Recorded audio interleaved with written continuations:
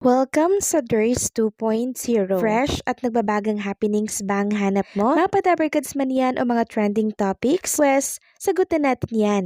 Kaya naman isubscribe nyo na ang ating channel para sa mga nagbabagang balita everyday.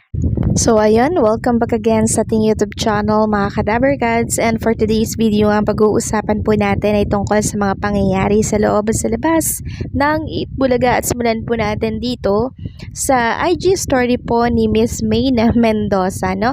So di ba nitong nakaraan present na po si Mayna Mendoza, and talaga namang itong mga staff and crew po ng Itbulaga ay may pa-welcome back dito kay Mayna Mendoza. Ayan po talagang nakasulat dyan sa typewriting na welcome back Miss Main, maligayang pagbabalik, binibining Main, pusong Pinoy. Grabe, 'di ba? Ilang linggo din kasing nawala no si Mayna Mendoza dito sa Itbulaga, kaya nakakamiss, kaya may pa-welcome back itong mga Dabarkads natin sa studio po ng Itbulaga. Samantalang si Paolo Ballesteros and etong si Main, si Miles, meron pong pa-surprise dito kay Arvoni Gabriel. Di ba nung nakaraan, nag-birthday po itong si Arvoni. Ayan na po, no, mga Kadabarkads, sinurprise po siya dito sa dressing room ng mga Dabarkads natin.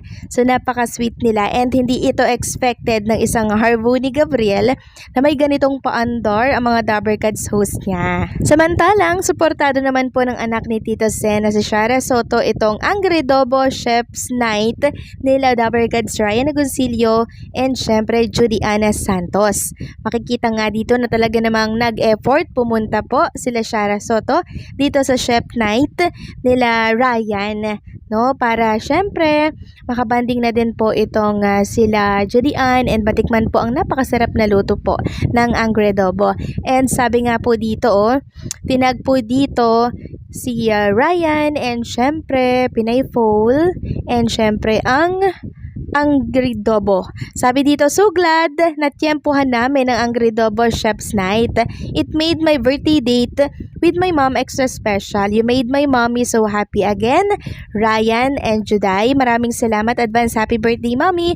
I love you so much. So ito po yung mga personalidad na talaga namang nagpunta po sa Chef Night ng Angredobo. Maraming salamat po sa pagsuporta sa business po ng mag-asawang Agoncillo. Samantalang si Tito Soto naman po ay meron pong inilabas na statement na mimiss na daw po niya itong kanyang wife and family.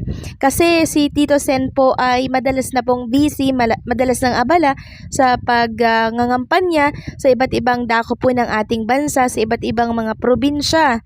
So sabi po ni Tito Sen, missing my lovely wife and family as I get busier in the campaign trail. Babawi ako sa lalong madaling panahon, mga mahal ko. So napaka mapagmahal talaga ni Tito Soto sa kanyang family, no? Kahit saglit lamang po siya na nalalayo sa kanyang family, para bang alam niyo yun, parang kasalanan na agad yun kay Tito Sen, no? So hindi kasi siya sanay na malayo po sa kanyang mahal na pamilya. Para syempre sa bayan, talagang kinakampanya niya po na siya ay tatakbo sa pagka-senador. Another statement pa po from Tito Sen, sabi niya, ika nga sa kasabihan, ang di marunong lumingon sa pinanggalingan hindi makakarating sa paroroonan. Lagi kong tinatanawan ng utang na loob ang aking mga kababayan sa Quezon City para sa kanilang tiwala at pagluklok sa akin bilang Vice Mayor noong 1988. Bilang beginner sa politika noon, sinisikap ko ang pakikinig sa bawat mamamayan, lalo na pagtungkol sa problemang pamilya at iligal na droga. Mahalaga ang pakikinig sa kababayan, mga boses nila ang nagtulak sa aking usisain ang kasalukuyang kalakaran sa pamamahala at pag-isipan pa ang mga pwedeng programa na makakaginhawa sa lahat.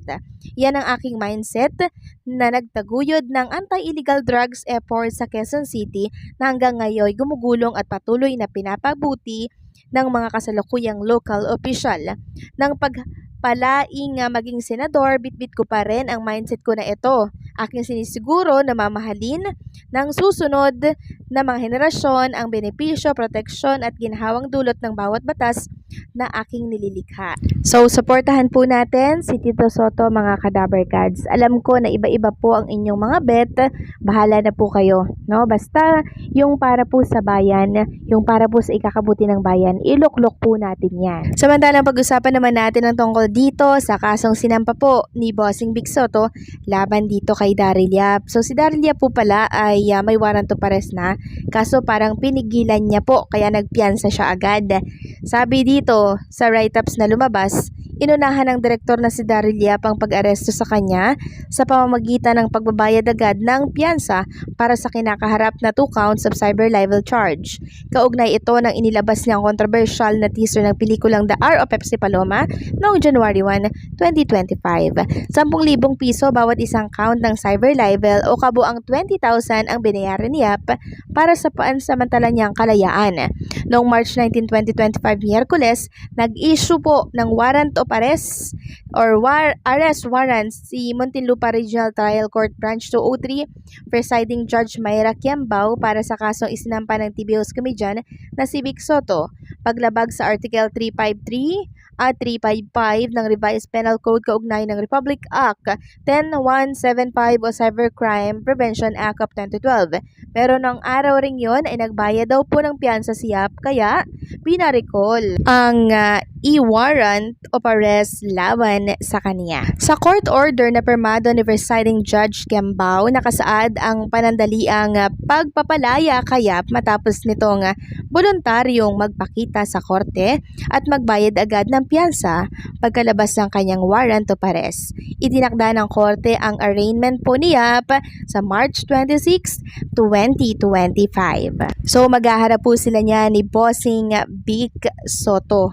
And for sure, pag-uusapan na naman ito ng buong bansa. By the way, ang March 26 mga Kadaber Gods, ito din po yung time na mag-birthday po ang ex-President Duterte po natin. Yun nga lang, di natin alam kung siya po ay makakauwi or makakasama niya ba ang kanyang pamilya doon po sa The Hague, Netherlands. So, bali dalawa ang tututukan ngayon ng tao. Yung birthday po ni ex-president at itong kasong sinampa or paghaharap po ni Bossing Big Soto at nitong si Daryl Yap by March 26, 2025. So ano kaya ang kalalabasan ng paghaharap nila? No, yan po ang ating malalaman sa mga susunod po na araw. Dahil ayaw rin pong magpaareglo ni Bossing Big Soto dahil hindi po basta-basta ang ginawa po nitong si Derek sa kanyang pangalan and syempre sa kanyang mga anak, asawa at buong